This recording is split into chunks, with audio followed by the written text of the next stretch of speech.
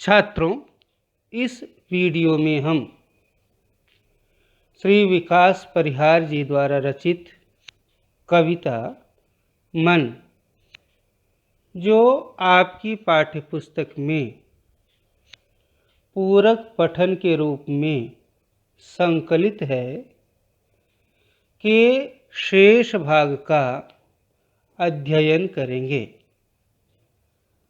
यह कविता हाइकू विधा में लिखी गई है। तो आइए हम आगे अगला हाइकू क्या है उसे पढ़कर समझने का प्रयास करते हैं। मन की पीड़ा छाई बन बादल बरसी आँखें।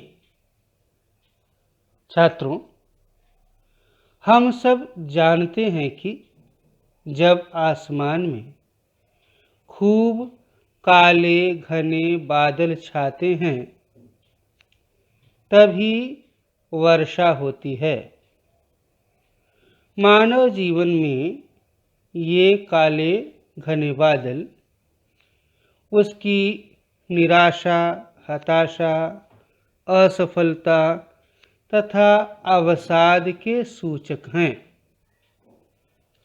बच्चों, मनुष्य की आँखों से आंसू ऐसे ही नहीं निकलते। जब वह घोर हताशा, निराशा तथा अवसाद से घिर जाता है, तभी उसके नेत्रों से अश्रु धारा बहती है। अर्थात यदि कोई रोए तो समझ लो कि वह गहरे दुख में है। अगला हाइकू है। चलती 7 पटरियां रेल की फिर भी मौन। छात्रों, इस हाइकू में कवि विकास परिहार जी ने रेल की पटरियों के उदाहरण द्वारा जीवन का एक सत्य प्रस्तुत किया है। कवि ने प्रस्तुत हाइकू में बताया है कि रेल की पटरियां साथ साथ चलती तो हैं, पर कभी भी अपना सुख दुख किसी से नहीं कहती। कभी उनका मिलन नहीं होता। आरंभ से अंत तक उनमें एक निश्चित दूरी बनी रहती है। इसी तरह हमारे जीवन में भी सुख और दुख दोनों साथ साथ चलते हैं। जब तक हमारा जीवन है तब तक इनका साथ लगा ही रहता है। ये एक दूसरे के समानांतर चलते रहते हैं। हमें बिना किसी प्रकार की शिकवा शिकायत किए इन दोनों को समान रूप से स्वीकार करना चाहिए, क्योंकि जब तक जीवन है तब तक ये दोनों हमारे साथ बने ही रहने वाले हैं। अगला हाइकू है। सितारे छिपे बादलों की ओट में सूना आकाश। छात्रों, प्रस्तुत हाइकू में कवि ने जीवन की तुलना आकाश से की है तथा सफलताओं की तुलना सितारों से की है। जिस तरह जब आसमान में सितारे चमकते हैं तो उसकी शोभा बढ़ जाती है, पर वही सितारे जब बादलों की ओट में छिप जाते हैं, ओट अर्थात पीछे, तो आकाश सूना सूना लगने लगता है। उसी प्रकार जब जीवन में सफलताएं मिलती रहती हैं तो जीवन खुशियों से भर जाता है, और जब असफलता मिलती है तो जीवन में सूनापन छा जाता है। हम उदास हो जाते हैं। हमें चाहिए कि हम सुख और दुख दोनों को समान भाव से स्वीकार करें।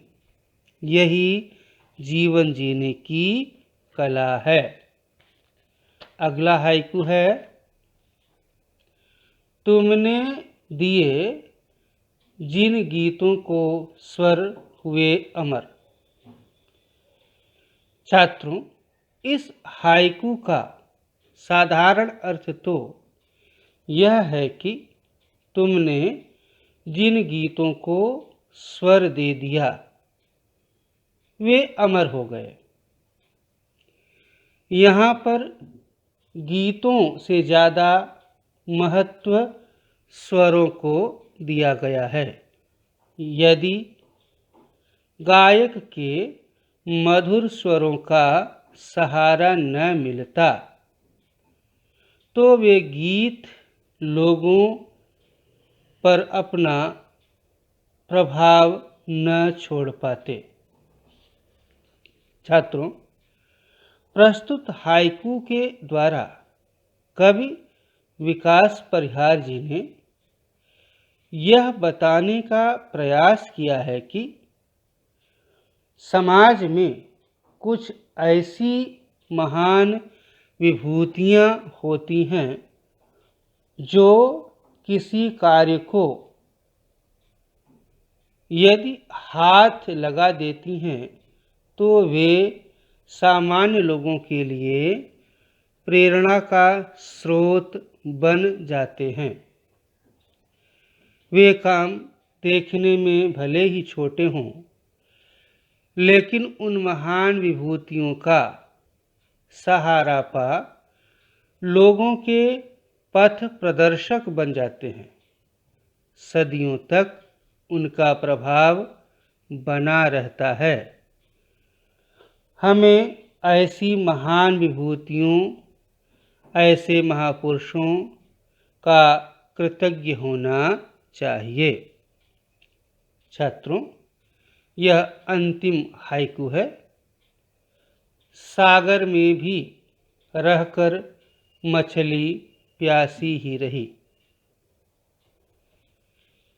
छात्रों, इस हाइकू के माध्यम से कवि विकास परिहार जी ने मानव जीवन के एक कटु सत्य से हमें परिचित कराया है। छात्रों, यहाँ सागर से तात्पर्य अथाह जलराशि से है। मछली अथाह जलराशि में रहकर भी प्यासी है। इसका तात्पर्य यह है कि मनुष्य के पास सुख और सुख के साधनों की कमी नहीं है। उसके चारों तरफ सुख के तमाम साधन मौजूद हैं, फिर भी वह सुखी नहीं बल्कि दुखी रहता है। इसका कारण है उसकी अति महत्वाकांक्षा और पाने की इच्छा।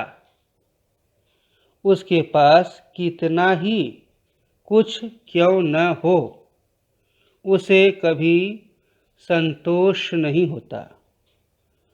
जो वस्तुएं उसके पास होती हैं उन्हें वह निरर्थक समझता है, और जो उसके पास नहीं होती उनके लिए वह परेशान रहता है।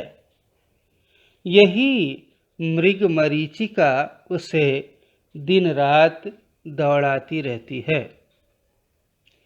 इसीलिए कहा गया है, गोधन गजधन बाजधन और रतन धन खान, जब आवे संतोष धन, सब धन धूरि समान। तो छात्रों, इस हाइकू से हमें यह शिक्षा, यह प्रेरणा मिलती है कि हमारे पास जो भी है, जितना है, उसी में और उतने में ही खुश रहें, संतुष्ट रहें। यही जीवन जीने की कला है। और यदि यह कला जो मनुष्य सीख लेता है, वही जीवन के सच्चे सुख का आनंद ले पाता है। अन्यथा हम सब तमाम वस्तुएं सुख के साधन होते हुए भी परेशान रहते हैं, अपने आप को अपूर्ण महसूस करते हैं। तो इस तरह से ये हमारा पूरक पठन मन समाप्त हुआ। आशा है आप लोगों ने इसके सरल अर्थ और इसके भाव अच्छी तरह से समझा होगा। धन्यवाद।